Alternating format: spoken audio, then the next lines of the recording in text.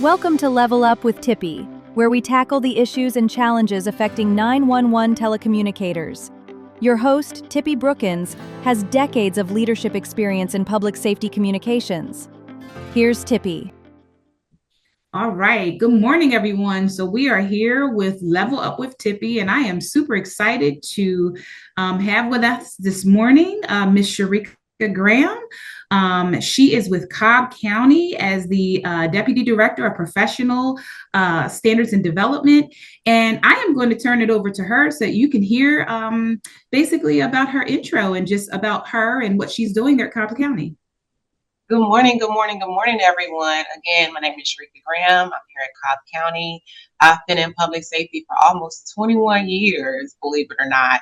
And at Cobb County, I oversee everything from our training program, our accreditations, as well as quality assurance. And I'm over the administration and development here at Cobb County. So thank you so much for having me, Tipi. Yes, amazing. So we're going to get right into it. And I'm just going to start with one of the questions that we have here. As it defines operational impact, how does the current psychological stress of the floor directly correlate to your weekly overtime cost and sick call trends? So as we know, physiological stress on the floor, it happens every single day. Whenever a dispatcher experiences a challenging call, it could lead to an increase of errors, which ultimately affects their productivity, as well as it could lead to health concerns or health issues, resulting in them calling out. So with that being said, then my leadership team, managers and supervisors, have to schedule overtime and backfill. So it affects the workflow, having to bill for that overtime costs. In addition to that, we have to make sure that we proactively monitor and maintain basically the well-being of our employees. So we try to make sure that we encourage each employee to, when they're feeling stressed, to speak out, have a voice, so that we can give them the resources and support they need to help avoid some of those issues. That's amazing. And so you mentioned a key word, proactively monitor. And I truly believe that if we're able to jump ahead of it before it happens, we're really showing as a leadership team that we're trying to literally help this effect on our employees. So thank you for that. The next question is pre-hire and training integration. How is Cobb County using CommsCoach to reduce stress of trainees before they hit the live floor? So we're currently in two phases, right? So at Cobb County here, we utilize CommsCoach in the capacity of call simulation. So we schedule out in the academy our new recruits. They go to the backup center for a whole week, which provides them with a more controlled and supportive environment. So kind of alleviate some of that stress before they actually hit the floor. And so we use CommsCoach at the backup center for a week, where they're able to entry the calls for simulation. And we use a variety of all different calls, from high priority, any type of interruption. We try to make it as realistic as possible. And what we find as it helps them build their technical skill, as well as they become more confident in processing the call, helping prepare them before they even take a step on the floor, basically.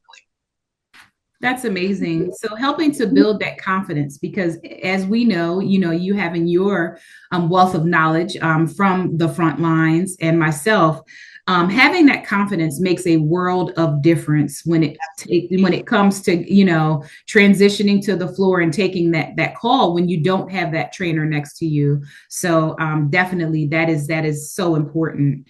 And as it relates to leadership and culture, is there a psychological safety in the center where call takers and dispatchers feel they can step away after a traumatic hot call without fear of appearing weak? So physiological safety is key and priority for us here at Cobb County. Because first and foremost, we need the dispatchers. We need them here. So we have to ensure that we're creating a safe working environment for them to be their best selves and be productive, right? So for us, we don't look at dispatchers stepping away from their console as a weakness as they experience a challenge or challenging call. We look at it as more of a strategy, a proactive approach So we encourage them to step away anytime they experience any type of challenge or call, which gives them the ability to reset, to reflect on the call itself, as well as to regroup. So it's more of a way to improve their performance as they reflect on that call and what they could have done and what could have been done better, as well as improve their mental well-being and just kind of taking a second to regroup before they process that next calls for service. As well as we teach our managers and our supervisors to make sure they're monitoring those initiatives. So for instance, as they hear or see or page or hear a dispatcher taking a challenging call, they actually log that into a system where our managers and our leadership team can go back to check on that call taker or dispatcher to ensure they're okay, as well as we can reach out to our peer support team and they kind of step on the floor and check on them to make sure that everybody's okay, tip-top shape and ready to go to the next step. That's amazing. So you mentioned reset, reflect, and regroup, also being proactive. Those three R's, I think they actually hit the main target, right? Making sure that you give that time, making sure that employees know that they have this resource in order to have those moments for the reset, the reflect, and regroup. That's amazing. That you all are doing that. But I'm just going to circle back to the pre-hire and training integration, because I know you mentioned there's a two-pronged approach, a two-phase. So you said the first phase was SIMS. And how else are you using CommsCoach in that integration? So we're actually in the process. I know Lance from GovWorks will be here next month. So we're in the process of implementing CommsCoach QA. So currently right now we do have EMD. So a lot of the questions was, are we replacing protocol? The answer to that is no. We're going to utilize CommsCoach QA to take a more proactive, I love the word proactive, right? So we're all about being proactive, but to take a more proactive approach to increase our performance on a daily basis versus taking a random pool of a few calls per dispatcher to evaluate. We're going to be evaluating our calls on an ongoing approach so that we can identify any trends and, not basically come up with any training that we may need for the staff. So we're going to be looking at like 5 key components, such as customer service, address verification, phone number verification, making sure that they entered all of the information into the call system. So we're just kind of utilize that as our first approach, and then we may long-term kind of take it a step further and utilize quality assurance evaluation that's also built into the system as well. So we're excited about that. That's amazing. And it sounds like you guys are definitely with the 5-prong approach as far as increasing performance. Let's see. Just going to turn this down, increasing performance and ensuring that your members know that you're not replacing them. I hear it so often. Oh my gosh, we have AI, we have quality assurance, but they want to replace our jobs. There's no such thing, and there's no way. And so I like how you have definitely identified that you all are going to use it to increase performance. And so with this last question, I may be a little bit premature on one side of it, but I would really like to know, how has the platform helped your agency level up to meet the needs of your first responders? Well, I definitely have to say CommsCoach has helped us level up in the way that it has streamlined our training program, our training process.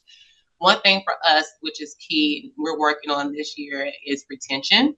And so we know that people apply for the job, they're excited about the job, they come in the door, but once they finish the academy, can we retain them? So utilizing CommsCoach to kind of, again, build up their skill, build their confidence, give them the boost that they need before the pressure of the real life scenario call has greatly reduced errors on the floor, because they have that full week to practice. And we have seen also that if we need recruits to come back and on their off time to kind of go through simulations, a call maybe that they had a question about, we can kind of roll that through CommsCoach with them again to help improve their performance. So that has been a great deal of help for us. The feedback, that's another component, because CommsCoach provides the feedback when it goes through the call simulation. In addition to, we have our academy instructors there. So the feedback is personalized for each recruit. And that's key again. And as well as I will say, just making sure they're prepared before they step on the floor. It helps the employees, it helps the supervisors, and ultimately it's an overall win for our organization. That's amazing. And thank you so much for that, because you mentioned the hot topic. I think it's going to be that we're going to hear this year in 26 is retention, right? You know, providing the resources and tools to ensure that not only do we get the right candidate in the seat and making sure that they are good to go, but making sure that they stay, and then also making sure that our current staff, they're retained as well. And Shireka, I just want to thank you so much. Here at GovWorks with CommsCoach, we are testing smarter and building better. Let's take your agency to the next level. And I'm Tipi, and we're just getting started.